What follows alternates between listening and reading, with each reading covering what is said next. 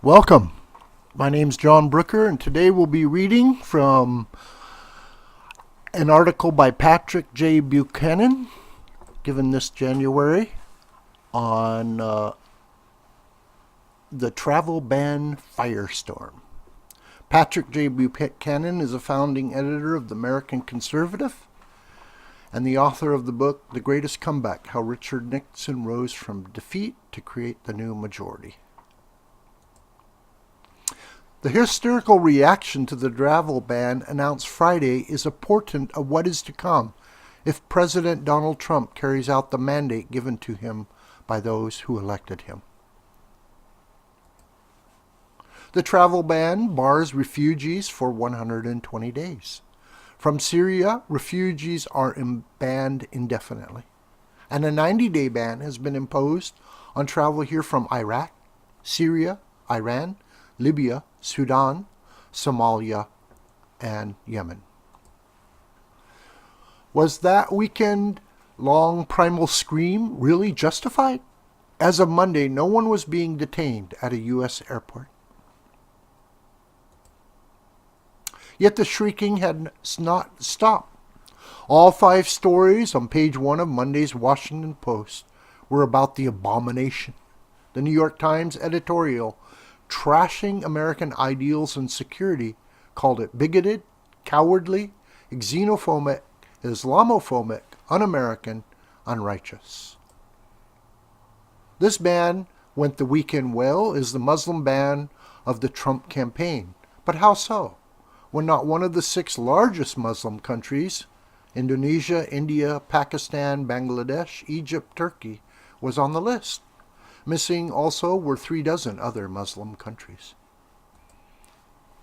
Of the 7 countries facing a 90-day ban, 3 are U.S. designated state sponsors of terror, and the other 4 are war zones. Clearly, this is about homeland security, not religious discrimination. The criterion for being included in the travel ban appears to be that these places are the more likely breeding grounds for terrorists. Yet there are lessons for the Trump White House, and the media stoked panic and outrage at the end of his first week in office. Schumer's crocodile tears. In 2015, he pondered refugee ban. First, Steve Bannon's observation that the media are the opposition party is obviously on target. Why Senator Chuck Schumer was crying on camera that the ban was un-American, the media were into the more serious business of stampeding and driving the protesters. A second lesson is one every White House learns. Before a major decision is announced, if possible, get everyone's input and everyone on board to provide what Pat Moynihan called the second and third echelons of advocacy. Those left out tend to leak. A third lesson Trump should learn is that the establishment he routed and the city he humiliated are out to break him, as they broke LBJ on Vietnam, Nixon on Watergate, and almost broke Reagan on the Iran-Contra affair. While the establishment may no longer be capable of inspiring and leading the nation, so detested is it, it has not lost its appetite or its ability to break and bring down presidents. And Trump is vulnerable, not only because he is an envied outsider who sees the highest prize politics has on offer, but because his agenda would cancel out that of the elites. Hillary quotation, "My dream is a hemispheric common market with open trade and open borders."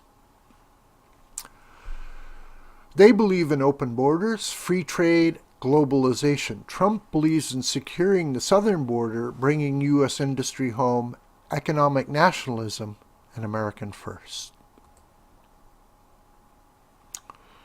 They want endless immigration from the third world to remake America into the polyglot universal nation of Ben Wantenberg's utopian vision. Trump's followers want back the America they knew. Our foreign policy elites see democratization as a vocation and an autocratic Russia as an implacable enemy. Trump instead sees Moscow as a potential ally against real enemies like Al-Qaeda and ISIS. There is another reason for the reflective howl at Trump's travel ban. The establishment views it, probably correctly, as a first move toward a new immigration policy, built on pre-1965 foundations and rooted in a preference for Western Christian immigrants first. When the time rages that American ideals or traditional American values are under attack by Trump, what they really mean is that their ideology and agenda are threatened by Trump. We are headed for a series of collisions and crises, and what has happened in Europe will likely happen here, as a third world invasion and growing Islamization of the old continent, which the EU has proven unable to stop, has discredited centrist parties and continuously fed a populist national uprising there. So may it here also.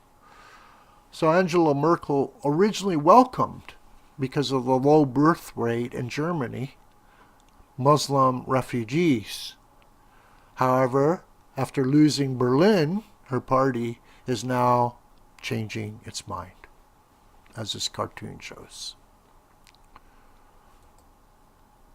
And Trump not only appears to have no desire to yield to his enemies in politics and the media, he has no choice, as he is now the personification of a surging middle American counter-revolution. Undeniably, there are great numbers of Americans who agree with the libels the Times showered on Trump, and by extension his backers, whom Hillary Clinton designated the racist, sexist, homophobic, xenophobic, Islamophobic deplorables. But by whatever slurs they are called, middle Americans seem prepared to fight. And history shows that such people do not calmly accept the loss of what is most precious to them, the country they grew up in, and the country they love. They have turned to Trump to lead them. Why should he not, having been raised up by them, and knowing in his own heart what the establishment and the media think of him and would do to him? 10 days in, it's already is game on. This video is a production of the schoolofthewhitecrane.com. I'm John Brooker. You can contact me at schoolofthewhitecrane@gmail.com. Thank you very much.